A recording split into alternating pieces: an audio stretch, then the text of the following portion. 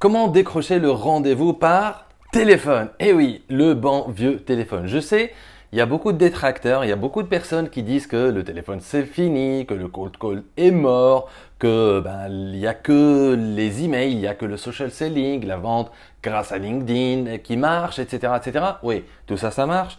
Mais ça, le bon vieux téléphone, ça marche encore et ça marchera encore et encore. Pourquoi? Parce que en fait, tout simplement, si tu es dans le B2B, si tu vends des solutions, tout le monde en a un. Tes prospects, chacun, il a un téléphone. Il faut juste que tu arrives à le joindre sur son téléphone pour pouvoir décrocher un rendez-vous avec lui. L'avantage, c'est que le téléphone, c'est partout. Tout le monde ne se sépare jamais de son téléphone. On peut ne pas lire un email, on peut peut-être ignorer un appel, on peut ne pas lire un texto, mais à force d'appeler, appeler, rappeler, envoyer des textos, envoyer des emails, le contacter sur LinkedIn, etc., etc. Donc, il finira par te décrocher et par te parler. Donc, ça reste quand même un truc qui est efficace, surtout si tu as le bon numéro de téléphone, si tu as le bon interlocuteur en face.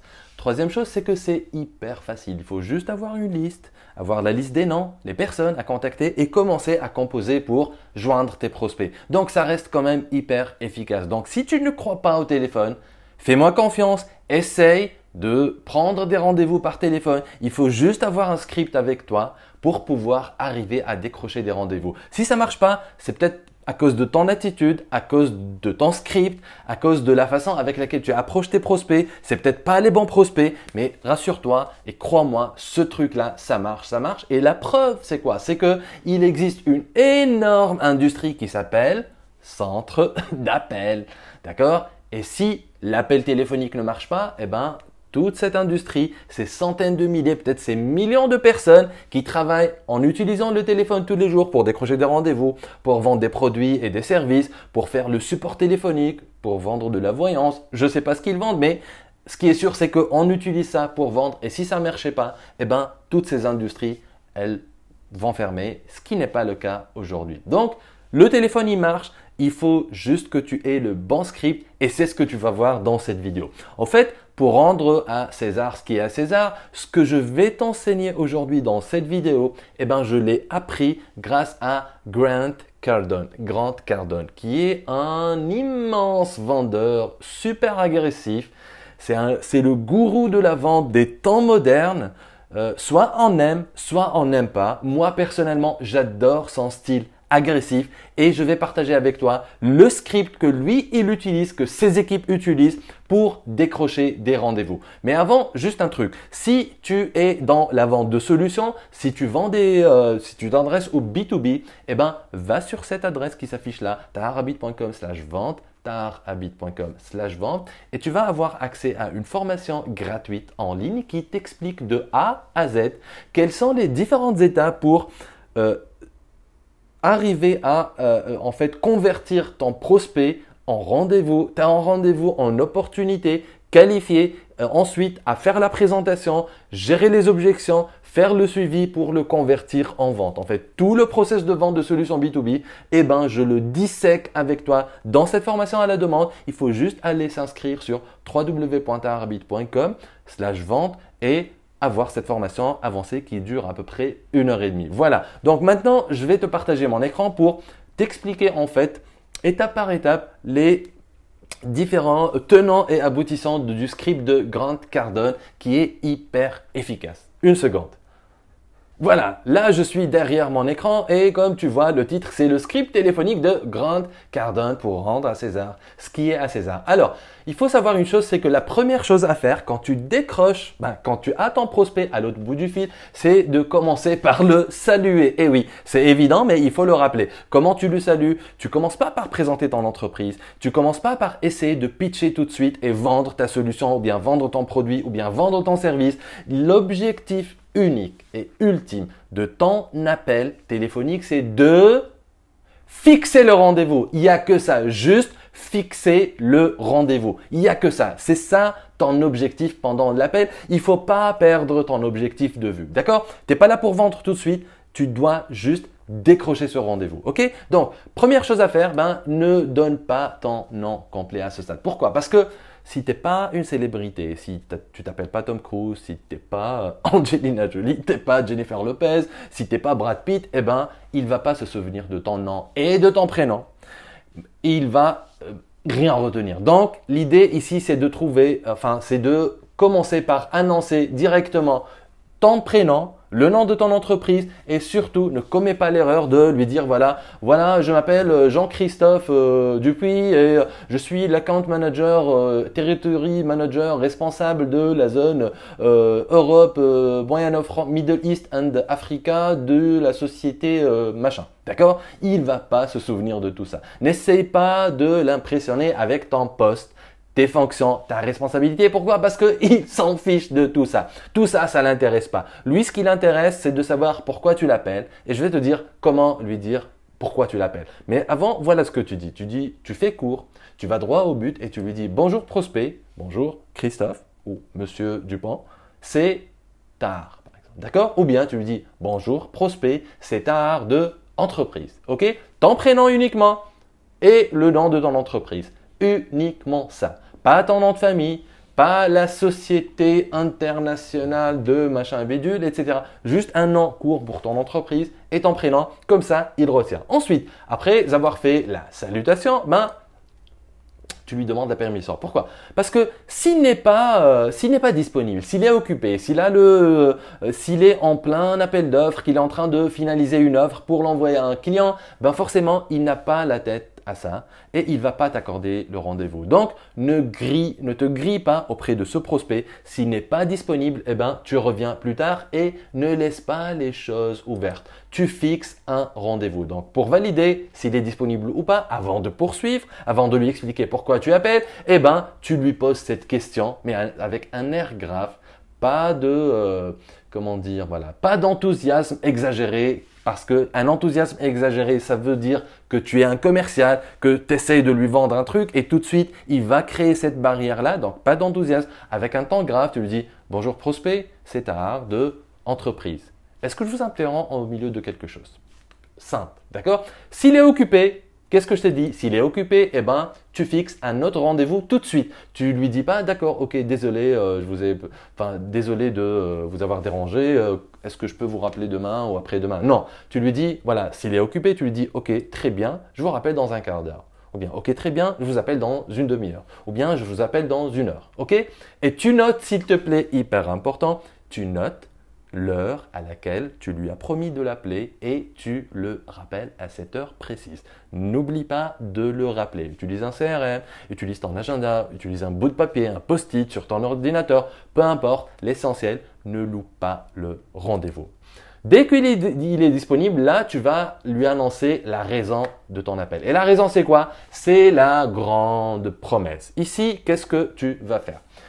Tu ne dois pas essayer de sympathiser avec lui, d'essayer de devenir son ami, entre guillemets, de lui demander comment il va. Fais tout de suite une grande promesse. Tu n'es pas là pour sympathiser. Et la grande promesse, c'est quoi? Tu vas lui dire, voilà, s'il est disponible.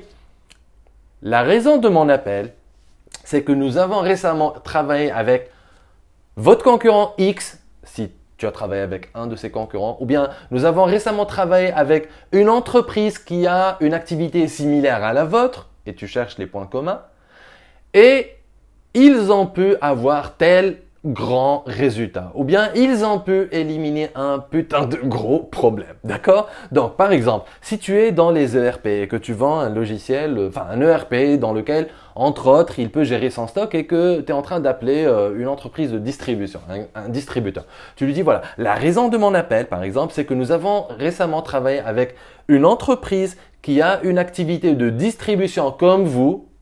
Ça peut être un distributeur de produits de beauté alors que tu appelles un distributeur de pièces auto, ok? Peu importe. Une entreprise qui fait la distribution comme vous, comme ça, il se situe, il va se comparer à cette boîte-là. Et ils ont pu récemment réduire leurs écarts de stock de 40%. C'est un grand résultat. Ils avaient des écarts de stock grâce à ta solution, grâce à ton ERP ou bien ton logiciel de gestion de stock. Ils ont pu réduire leurs écarts de stock de 40%. Simple. Ok?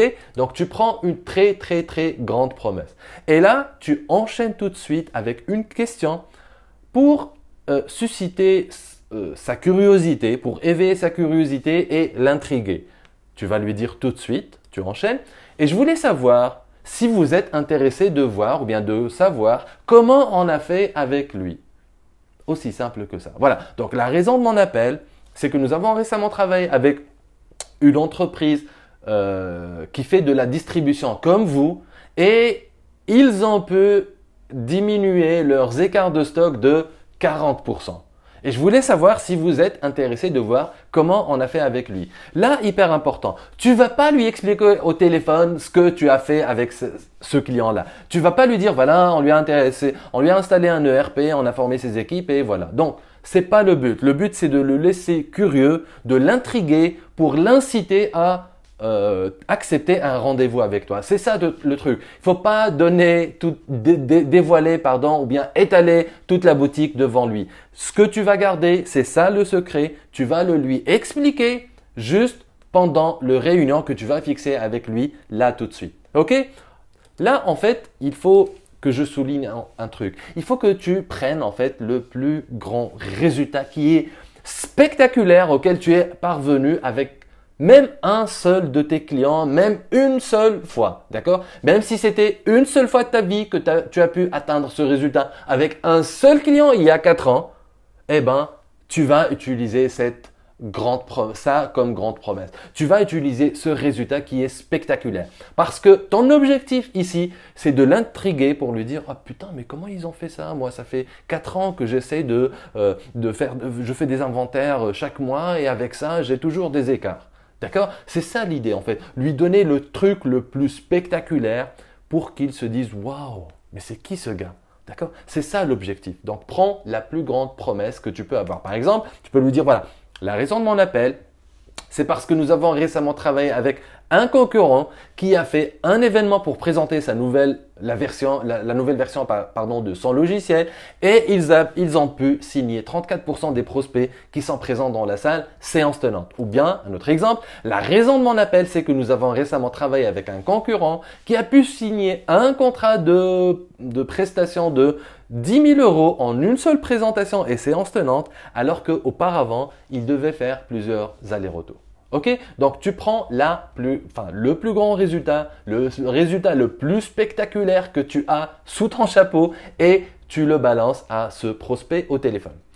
Donc, une fois que tu as annoncé ta grande promesse, c'est ça l'objectif de ton appel, il faut commencer à le préqualifier pour savoir si c'est déjà un client potentiel ou juste un touriste. Parce que tu dois pas perdre ton temps avec des gens qui vont jamais acheter. Donc là, en fait, qu'est-ce que tu lui dis? Tu lui dis, voilà, pour déterminer si c'est un client potentiel ou pas, tu lui dis, voilà, mais avant, pour être sûr que je ne vous fais pas perdre votre temps, j'ai quelques petites questions à vous poser, d'accord? Donc, et là, tu poses des questions de qualification, 1, 2, 3 questions au max qui permettent tout de suite de savoir si ça peut être un client potentiel ou pas, d'accord? Par exemple, tu lui dis, voilà, en fait, je voulais savoir, vous avez combien de serveurs dans votre infra? Ou bien, est-ce que vous avez un contrat de maintenance avec un prestataire actuellement? Ou bien vous faites des interventions ponctuelles? Ou bien, est-ce que vous avez des caisses décentralisées? Ou bien vous avez des caisses centralisées? Je ne sais pas, d'accord? Donc, tu cherches, selon la solution pour laquelle tu as l'intention d'approcher ce prospect-là, tu prépares 2-3 questions maximum de préqualification. Dès qu'il passe au vert, s'il est qualifié, là, tu vas lui poser des questions magiques pour confirmer son intérêt. D'accord? Tu vas pas te jeter directement pour fixer un rendez-vous avec lui. Tu vas confirmer son intérêt. Tu lui dis, voilà, très bien. Si je pouvais résoudre un seul problème que vous rencontrez actuellement dans la façon avec laquelle vous gérez votre stock, donc le domaine dans lequel tu interviens. Un problème que rencontrent en fait vos magasiniers, vos gestionnaires de stock, etc. etc. Alors, d'après vous, ce serait quoi ce problème? Donc, si je pouvais, ou bien si nous pouvions résoudre un seul problème que vous rencontrez actuellement dans votre étude, c'est quoi le domaine d'intervention en ce qui concerne ta solution? Alors, d'après vous, monsieur prospect, ce serait quoi ce problème? Très simple. Là, il va te répondre. OK? Ensuite, tu enchaînes tout de suite pour lui, s'il te dit, voilà, en fait, ce que j'aimerais faire, c'est en fait arriver à faire des inventaires tournants chaque semaine sans arrêter en fait les livraisons. Supposons que ce soit possible. Tu lui dis, ok, très bien. Et combien est-ce que vous pensez que ce problème vous coûte actuellement? Chaque mois, ou bien chaque semaine, ou bien chaque trimestre? D'accord? Donc là, l'idée, c'est quoi? C'est de donner un chiffre, de donner un coût au problème. Parce que si le problème n'a pas un coût significatif par rapport au prix de ta solution, ça veut dire qu'il n'est pas qualifié. Il ne va jamais acheter une solution à 100 000 pour résoudre un problème à 10 000. D'accord? Mais par contre, il va acheter une solution à 100 000 pour résoudre un problème à 1 million. OK? Donc, très important de donner un coût, un chiffre, un montant à ce problème-là. Et tu avances en lui disant, ok, très bien. Et si je pouvais vous aider à atteindre la moitié de ce que votre concurrent ou bien l'entreprise avec qui on a travaillé a pu atteindre, c'est-à-dire au lieu de 40% de réduction des écarts de stock, uniquement 20%. Est-ce que vous seriez d'accord de m'accorder 30 minutes ou bien de m'accorder 1 heure de temps pour que je vous montre comment on a pu l'aider? Simple. Là, tu poses une question pour confirmer son intérêt. D'accord? Là, normalement, si tu as poursuivi, si tu es arrivé jusque-là, normalement, il devrait être intéressé. Donc, il va te dire oui. Qu'est-ce que tu dois faire? Tout de suite, tu enchaînes en déterminant qui sont les influenceurs. Parce que même si tu parles au décisionnaire, il décide rarement seul. Il a toujours besoin d'avoir un autre avis. Donc, tu lui donnes la chance d'inviter d'autres personnes pour que tu ne perdes pas ton temps et que tu n'ailles pas voir quelqu'un qui va te dire par la suite « Oui, très bien, en fait, c'est très clair, mais par contre, je voudrais discuter de ça avec mon responsable informatique avant d'avancer avec vous. Ou bien, je devrais peut-être consulter mon expert comptable, mon conseiller externe, mon directeur financier pour pouvoir avancer avec vous. » Donc, tu détermines tout de suite qui sont les influenceurs en lui posant la question suivante « Ok, très bien, monsieur Prospect, à part vous, qui sont les autres personnes à impliquer dans la prise de décision pour ce genre de projet? D'accord? Donc, à part vous, ok, très bien, monsieur Prospect, à part vous, qui sont les autres personnes à impliquer dans la prise de décision pour ce genre de projet? D'accord? Donc là, il va te dire, voilà, il faut que mon financier soit là, il faut que mon responsable informatique soit là. Et tu passes à l'étape suivante. C'est quoi l'étape suivante? C'est là où tu dois fixer ton rendez-vous. C'est là où tu arrives au bout de ton appel, mais on n'a pas fini. D'accord? Pour fixer le rendez-vous, tu lui dis, très bien, ok? Est-ce qu'aujourd'hui, dans l'après-midi, ça vous arrange, vous et votre responsable informatique, ou bien est-ce que vous préférez demain matin? Là, hyper important, mon ami, il faut battre le fer tant qu'il est chaud. D'accord?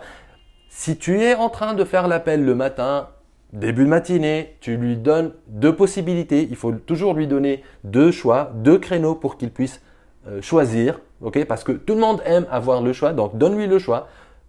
Et que ce soit le plus proche possible. Ok? Donc, si tu l'appelles le matin, eh ben, essaye de fixer un rendez-vous avec lui en début d'après-midi ou bien le lendemain. D'accord? Si tu appelles l'après-midi, tu fixes un rendez-vous par exemple demain matin ou bien demain dans l'après-midi. Ok? Donne-lui 2 possibilités, 2 créneaux et que ce soit le plus proche possible pour que tu puisses en fait avancer avec lui rapidement tant qu'il est intéressé. Parce que si tu laisses ça pour 4 jours, 5 jours, 1 semaine plus tard, eh ben, il va revenir dans son quotidien, il va oublier de quoi tu as parlé avec lui et si ça se trouve, il va oublier carrément ton rendez-vous et il va te poser un lapin, ça arrive. Ok? Alors, tu fixes le rendez-vous avec lui et tu verrouilles très bien ton rendez-vous. Là, c'est hyper important. Il faut verrouiller le rendez-vous. Comment tu le fais? Tu lui poses la question. Tu lui dis, ok, très bien, parfait. Est-ce que vous avez un stylo à côté? Est-ce que vous avez noté ça dans votre agenda? Tu confirmes avec lui parce que tu peux fixer le rendez-vous, mais il oublie de le noter parce qu'il est en train de faire un autre truc en parallèle, ou il est en train de marcher dans un couloir, il t'a pris au téléphone, comme ça, tu vois. Donc, il faut te mettre à sa place, il n'a pas que ça à faire, mais demande-lui clairement et ne suppose pas qu'il a noté, demande-lui clairement s'il a noté. Ok, très bien, parfait. Vous avez un stylo? Très bien. Vous avez noté ça dans votre agenda? Très bien. Tu obtiens des oui. Ok? Il faut obtenir des réponses. Et là, s'il n'a pas un stylo, ben, il va tout de suite se rappeler. Ok, très bien. Donc, attendez 1 seconde, je note. Voilà. Et il note le rendez-vous dans son agenda. Maintenant, il faut obtenir son numéro de portable. Si tu n'as pas son numéro de portable, eh ben, tu devrais le demander maintenant. Mais comment le demander d'une façon subtile? Voilà ce que tu fais avant l'appel. J'ai oublié de dire ça au début de la vidéo.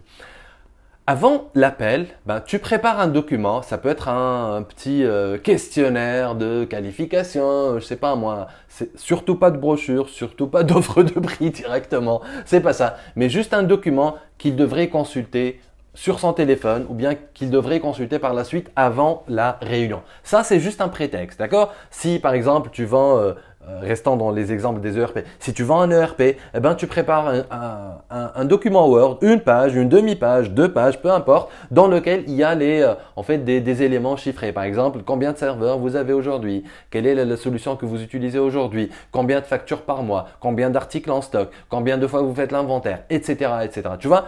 Juste un prétexte, on va utiliser ça comme prétexte pour avoir son numéro de téléphone mobile. Et là, tu mets le fichier ou bien juste le lien sur ton téléphone portable, ok, et tu lui dis, ok, très bien, parfait. Un dernier truc, c'est quoi votre numéro de portable? Parce que en fait, je vais vous envoyer un document en préparation de notre rendez-vous de cet après-midi ou bien de demain, ok? Et tu lui envoies un texto tout de suite pendant que tu es avec lui au téléphone. Pendant l'appel, tu envoies un texto, un SMS en lui donnant le lien. Et dans le SMS, qu'est-ce que tu vas lui dire? Tu vas lui dire, voilà, bonjour prospect, voici le document pour notre rendez-vous. 2 points et tu donnes un lien. Tu mets un document sur Dropbox, sur Google Drive, ok? Tu ne vas pas lui envoyer une pièce jointe par SMS, tu lui donnes le lien. Et après le lien du document, tu lui dis, on se voit donc demain à 9 h du matin chez vous. Et tu signes le SMS, tu mets ton nom, ton prénom, le nom de ton entreprise, ton poste, tout ce que tu veux. Tu mets ta signature. Pourquoi tu envoies un SMS et tu n'envoies pas d'email? Parce que en fait, un SMS, on supprime très rarement un SMS. Généralement, un SMS, on le garde. Et le téléphone, il est toujours dans sa poche. Donc, si jamais il y a quelque chose qui se passe entre aujourd'hui et ton rendez-vous, eh ben, il va se souvenir qu'il a un SMS et il va te rappeler ou bien t'envoyer tout simplement un SMS pour s'excuser s'il est correct. Ok? Donc, un SMS, ça reste généralement toujours dans le téléphone. Par contre, un email, ça peut se supprimer, ça peut aller dans les spams, ça peut être archivé, etc., etc. Alors que le SMS, il est généralement toujours sur le téléphone. Donc, tu envoies le SMS pendant l'appel et tu vérifies qu'il a bien reçu, bien sûr, si tu es en train de l'appeler sur son téléphone portable. Et enfin, là, si tu veux, c'est un peu rentre dedans, d'accord? Je t'ai prévenu, c'est Grant Cardone, hyper agressif. Tu lui poses la question suivante, très bien, avant de raccrocher, prospect, ou bien monsieur prospect, dites-moi, est-ce qu'il pourrait y avoir une chose qui pourrait vous empêcher d'être là demain pendant notre rendez-vous? Pourquoi tu lui poses cette question? Parce qu'il se peut que demain ce soit mercredi, et il sait mercredi après-midi, c'est là l'heure de ton rendez-vous à 15 h, et que lui, il a sa petite fille qui doit emmener à son cours de piano. Ou bien il doit aller chercher son papa à l'aéroport. D'accord? Donc, il se peut qu'il ait un truc, peut-être qui est personnel, peut-être même professionnel, qui n'est pas noté sur son calendrier. Et là, il va se rappeler. Donc, hyper important. Il faut oser poser cette question. Je sais que c'est un peu rentre dedans, mais fais-le quand même pour bien verrouiller ton rendez-vous. Donc, tu lui dis, voilà, avant de raccrocher, dites-moi, y a-t-il une raison qui pourrait vous empêcher d'être là demain pendant notre rendez-vous? Et là, il va se rappeler. S'il y a un truc, il va dire, ah oui, oui, demain, en fait, j'ai la petite que je dois emmener à la piscine ou bien à son cours de guitare. Donc, on laisse peut-être pour fin d'après-midi. Hyper important de bien verrouiller ton rendez-vous. Voilà, donc c'était le script que j'ai appris de Grant Cardone, le gourou agressif commercial. C'est une machine de guerre. Donc si tu connais pas c'est qui Grant Cardone, ben va sur Google et tape Grant Cardone, tu vas découvrir c'est qui ce monsieur. Ok, voilà, c'est la fin de cette vidéo, c'était Tahar Habib. Si tu regardes ça sur YouTube, n'oublie pas de t'abonner. Si tu es sur Facebook, n'oublie pas de liker, de partager. Si tu es sur LinkedIn également, n'oublie pas de liker, de partager. Et si tu as des questions, eh ben, tu peux me les poser juste là en bas de cette vidéo. Et n'oublie pas, tu as accès à une formation gratuite en allant ici, voilà, sur taharhabib.com/vente. C'est une formation avancée à la demande. Tu t'inscris, tu participes à la formation et tu vas découvrir, en fait, tu vas apprendre avec moi ce que tu devrais faire à chaque étape de ton processus de vente. Comment fixer ta cible, comment décrocher un rendez-vous, comment qualifier ton prospect, comment présenter ton offre, comment gérer les objections, comment faire le suivi, les relances pour conclure avec ton prospect. Voilà, j'en ai fini avec cette vidéo. J'espère qu'elle t'a apporté de la valeur. Quant à moi, je te dis à très bientôt dans une prochaine vidéo. Au revoir.